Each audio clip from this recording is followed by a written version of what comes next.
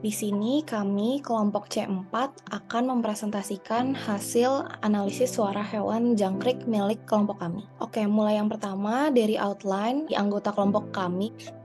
Jangkrik termasuk salah satu anggota dari insekta dari ordo Orthoptera yang memiliki kerabatan dengan belalang lain dan termasuk hewan nokturnal yang dapat hidup di berbagai habitat dan beradaptasi di 4 musim.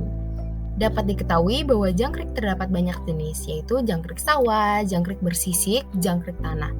Setiap jenis jangkrik tersebut memiliki suara yang khas dan frekuensi yang berbeda. Satuan frekuensi setiap detik ditandai dengan hertz. Berdasarkan habitat dan lingkungan sekitar, jangkrik dapat hidup di kelembapan 65% hingga 85% dan dengan kondisi suhu 20 derajat hingga 35 derajat. Suara yang dihasilkan jangkrik bukanlah berasal dari mulut, namun berasalkan dari gesekan sayap depan. Berdasarkan fungsinya, terdapat sayap kanan yang berfungsi sebagai pengikir dan sayap kiri berfungsi sebagai penggesek. Seperti telah saya sebutkan di slide sebelumnya, bahwa jangkrik adalah makhluk nokturnal yang aktif melaksanakan aktivitasnya di malam hari dan cenderung pasif di siang hari. Pada malam hari, jangkrik akan melakukan aktivitas metabolismenya, berpindah tempat, mencari makan, dan mencari pasangan, sehingga jangkrik lebih sering berbunyi pada malam hari. Terdapat penelitian bahwa terdapat hubungan suhu dengan frekuensi. Yang pertama, jangkrik adalah hewan berdarah dingin sehingga sangat bergantung dengan suhu lingkungannya dalam mempengaruhi sistem metabolismenya. Jangkrik akan memanfaatkan energi dari reaksi kimia yang terjadi dalam tubuh. Nah, dapat diketahui bahwa reaksi kimia akan berjalan dengan cepat pada suhu panas, sehingga pada suhu panas tersebut metabolisme akan meningkat secara signifikan dan frekuensi yang dihasilkan semakin cepat. Sebaliknya, pada suhu dingin, kecepatan metabolisme akan turun dan suara yang dihasilkan akan semakin lambat. Nah, terdapat faktor-faktor yang menyebabkan jangkrik berbunyi. Yang pertama, jangkrik berbunyi sebagai alat komunikasi dengan jangkrik lainnya. Yang kedua, mencari pasangan dengan cara menarik perhatian jangkrik betina. Yang ketiga, menunjukkan dan menjaga wilayah teritorialnya. Yang keempat, terjadi pertarungan dengan jangkrik lainnya. Baik, selanjutnya saya akan menjelaskan mengenai call period, interval, dan interpulse. Pertama, call duration, yaitu lamanya waktu dari suara pertama hingga suara terakhir. Kedua, call period, yaitu lamanya waktu dari suara pertama hingga suara berikutnya. Ketiga, pulse number, yaitu jumlah pulse dalam satu call di setiap individu. Yang keempat, interpulse interval, yaitu jarak waktu antara pulse pada setiap call. Kelima, dominan frekuensi, yaitu frekuensi dengan intensitas maksimum.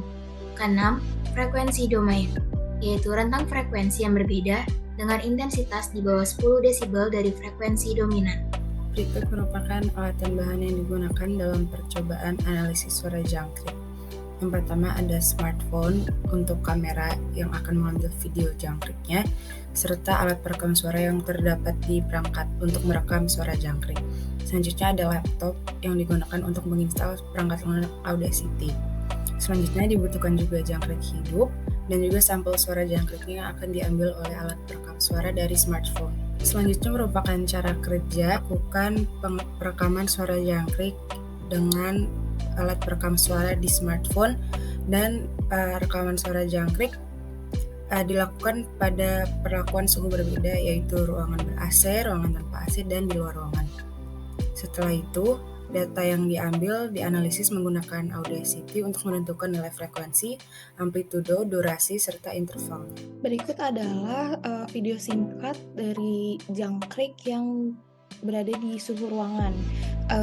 Video jangkrik ini diambil pada tanggal 27 Mei, tepatnya pukul 9:39 waktu Indonesia Barat di pagi hari.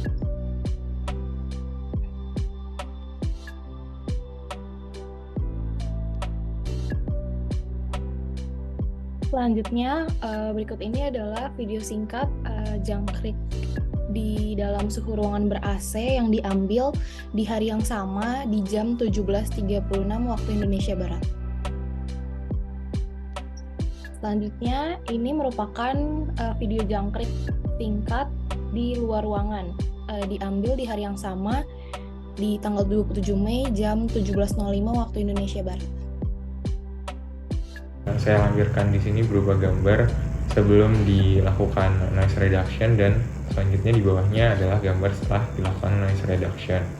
Kemudian di gambar yang bawahnya lagi adalah hasil noise reduction setelah dikembalikan ke dalam tampilan waveform. Selanjutnya di gambar pojok kanan bawah adalah hasil analisis frekuensi menggunakan Audacity. Jika dilihat dari tabel berikut, setiap ruangan memiliki hasil Audacity yang cukup berbeda, terutama di bagian chip duration, chip period, dan syllable interval, di mana chip duration di ruang ber-AC 146, di ruang tanpa AC 114, dan di luar ruangan 102 milisecond. Kemudian di ruang ber-AC untuk chip periode adalah 248, sementara ruang tanpa AC 259, lalu turun dengan drastis ke 197 di luar ruangan. Untuk syllable interval di ruang ber-AC adalah 10 milisecond, di ruang tanpa AC 12 milisecond, dan di luar ruangan adalah 9 milisecond. Semakin panas suhu ruangan, makin pendek interval ataupun durasinya. Saya akan menjelaskan tentang bagaimana cara menggunakan Audacity untuk menganalisis dan menghilangkan noise dari rekaman suara jangkrik. Pertama kita akan membuka filenya dulu, klik open, lalu kemudian pilih filenya, buka dan pastikan filenya dalam format MP3. Jika belum, teman-teman bisa melakukan convert secara online. Jika sudah klik open, lalu file akan terbuka dan di sini terlihat rekaman suara jangkrik. Nah, pertama untuk menghilangkan noise-nya kita akan mengklik di bagian atas untuk mengganti tampilan menjadi spektrogram. Nah, di sini akan terlihat banyak sekali noise yang ada dalam rekaman tersebut. Terus untuk menghilangkan noise-nya, kita akan mengklik kembali ke dalam tampilan waveform. Kemudian akan saya perbesar videonya untuk dilakukan analisis. Pertama, saya akan melakukan repeat untuk mendapatkan seberapa tinggi suara intensitas dari noise-nya. Nah, terlihat bahwa noise memiliki intensitas sebesar minus 36 desibel. Selanjutnya, untuk melakukan noise reduction kita memilih efek, kemudian klik noise removal,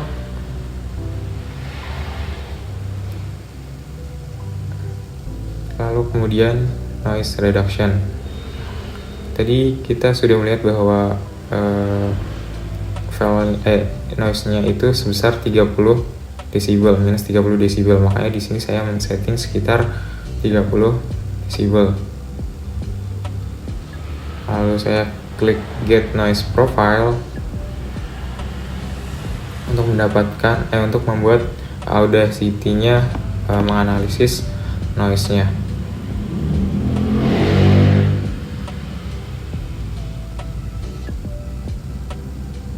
Nah, di sini terlihat bahwa noise-nya selection-nya terlalu sedikit sehingga Audacity-nya tidak dapat melakukan analisis.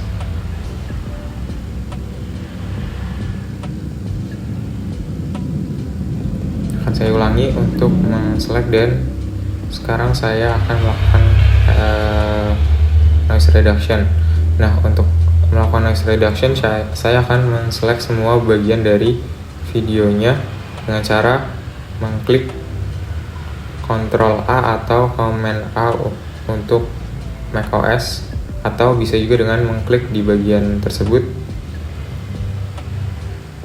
Nah, akan terselect semuanya. Kemudian saya akan mengklik efek, noise removal and repair, kemudian noise reduction, dan OK. Nah, aplikasinya telah melakukan noise reduction. Untuk melihat apakah noise-nya sudah berhasil dikurangi, ini terlihat bahwa noise-nya sudah mulai berkurang. Namun masih terdapat noise. Untuk itu kita akan melakukan pengulangan dengan cara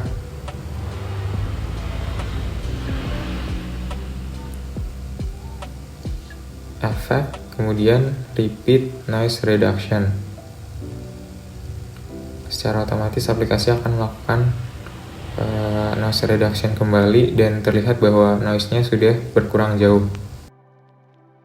Kemudian saya akan mengembalikan tampilan ke dalam bentuk waveform.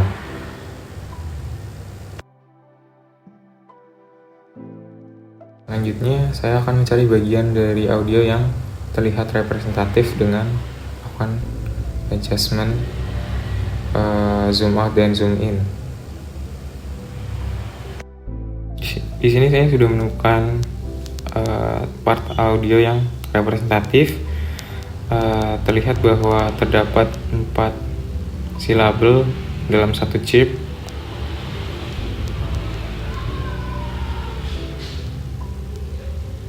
Terdapat 4, 1, 2, 3, dan 4. Terdapat 4 silabel dengan panjang satu chipnya itu chip durationnya itu